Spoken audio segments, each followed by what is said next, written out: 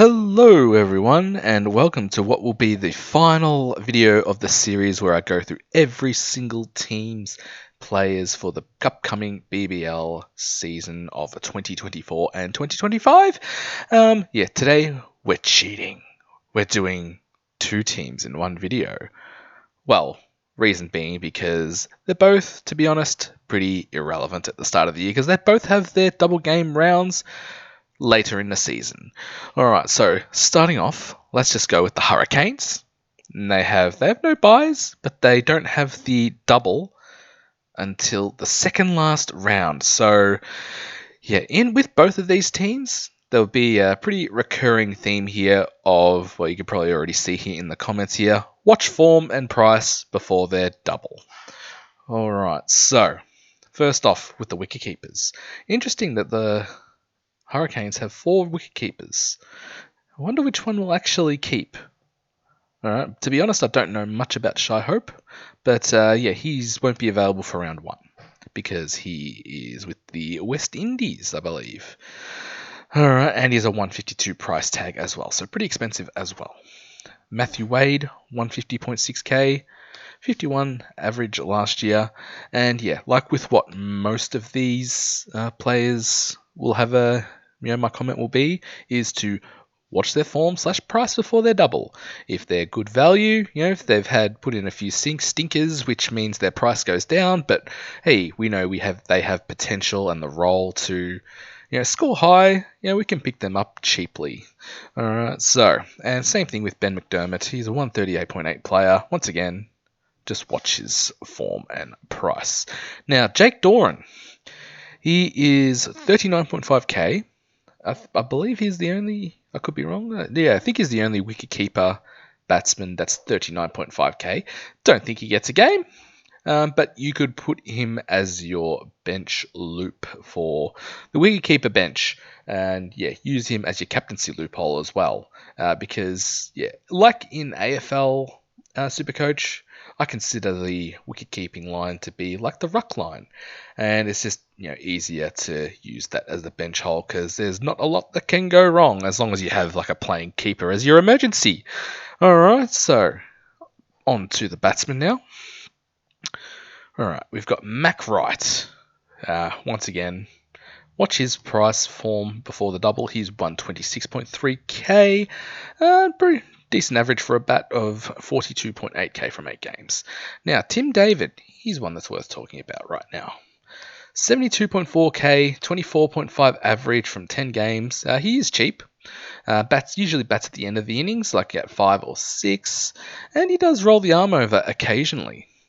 So, yeah, he's one, and we know how destructive he could be as a batsman. And yeah, but I probably won't start him though. Caleb Jewell, 70k, 23.7 average. Once again, watch his price and form before round 8 double. And Charlie Wackham, his bargain basement price of 39.5k. Didn't play last year. Yeah, such a cool name. Charlie, what a name for a 2020 batsman. Charlie Wackham. Charlie, why don't you go out there and whack him? I'm probably saying his name wrong, but hey, let's not get that in the way of a good story.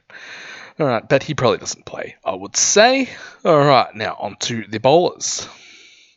Now, Chris Jordan, 147.7k, 50 average last year, bats 7 and 8, or 8. He'll bowl his 4 overs, he'll bowl at the death. He's one that you consider. So, I say consider round 5, because after round 4, there's not really too many double games. Like I think the Sydney Thunder only have those at round 6, and then that's it. All the rest are single games. So round 5, round 7, round 9 are all single games. So, and he's probably one that you could, because he has a good role, bring him in during a single game round. All right, Nathan Ellis, 112.5, 38.1 average from 10 games. He's cheap. Watch his form, price from round 5 onwards, because I think he's another one that you can have, because he's a bowler, have him as a single game player. All right, Paddy Dooley, 88k, 29.8k points. Again, he's on the cheaper side. Watch his round 5 price. Riley Meredith, 83.4k, 28.2 average from 9 games.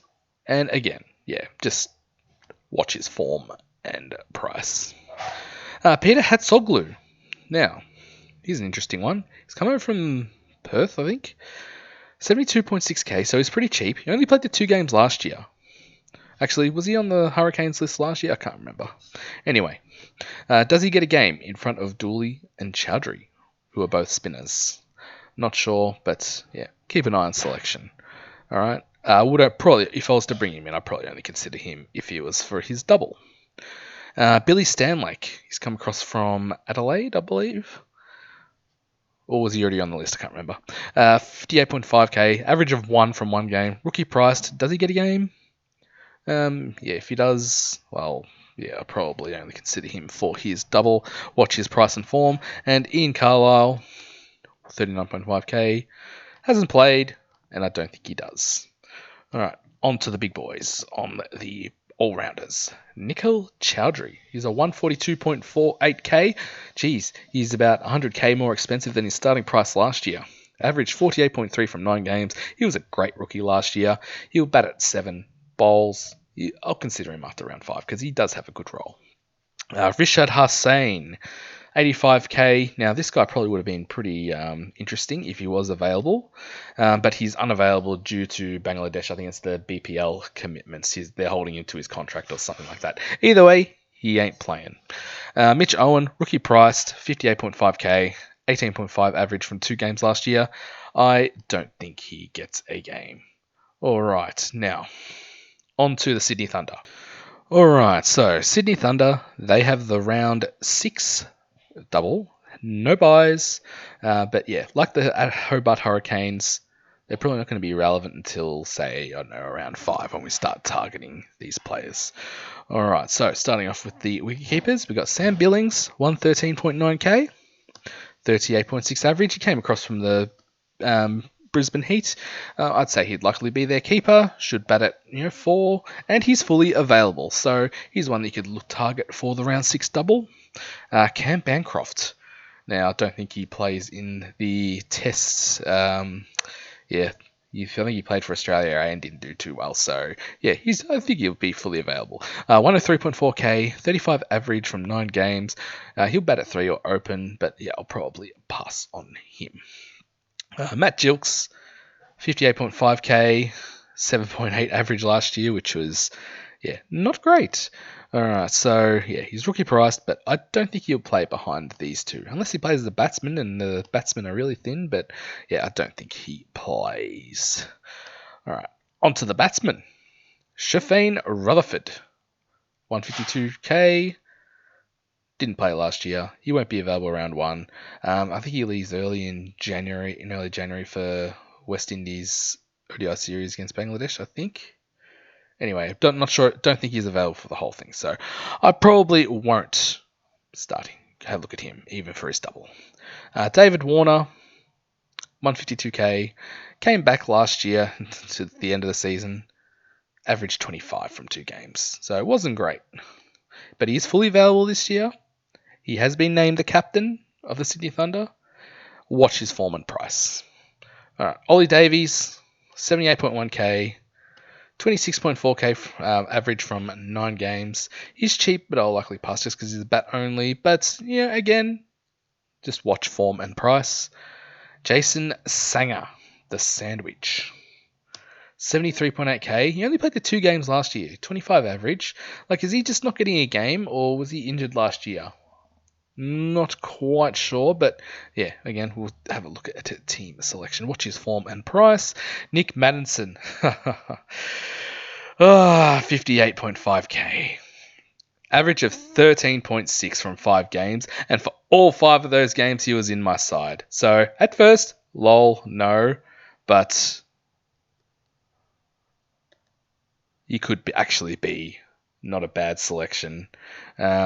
He could make us some cash at the start of the season. Let's just write this right now. Could make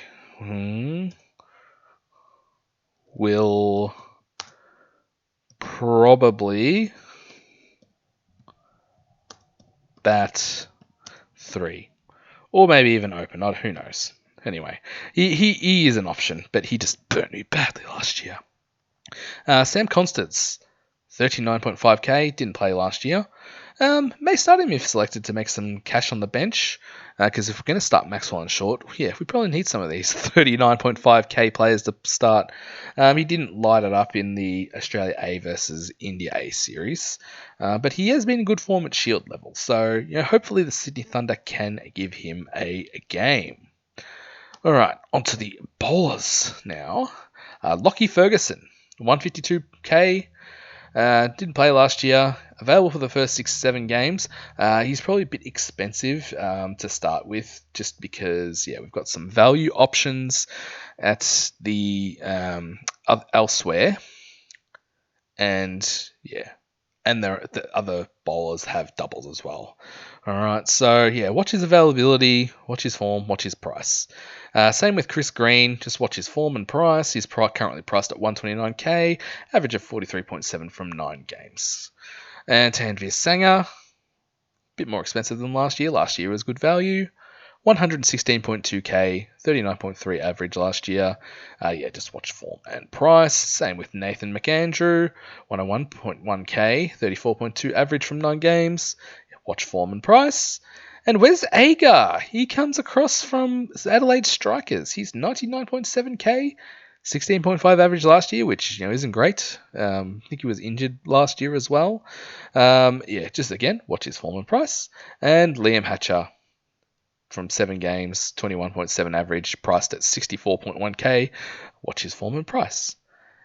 And finally, on to the big boys in the all-rounders for Sydney Thunder. There's only 2 here. Daniel Sams, 162.8k. He's 55.1 average last year. Bats 6-7, bowls death overs. So he has a great role. He's one I'm definitely targeting round 5. I think I faded him for some reason. I didn't pick him when they were on like a double or something like that. He absolutely burnt me. I thought, Sydney Thunder were bowling. Sams hasn't taken a wicket. A good decision. Then he takes something like 4 or 5 wickets or something like that in the final over or final couple of overs, and he absolutely burns me. Scored massive, and I didn't have him. Still, again, I have no idea how I came 458th last year. And finally, Will Salzman, 39.5k. Didn't play last year. He's another young guy. He could get a game. If he does get a game, I think he does a bit of both, batting and bowling. Obviously, because that's why he's in the batting bowling. Duh. And he could be a good loophole option just because of that dual position. Moving between bats and bowls. And loop scores off the bench, or he's the best option for that early on, I believe. Alright, so that comes to the end of this series. Now that I've gone through all these teams, I can finally pick a team. So that will be the next video, so keep an eye out for that. Thank you very much for watching. Leave a like and subscribe if you want to see my team reveal. And I'll see you in the next one. Bye.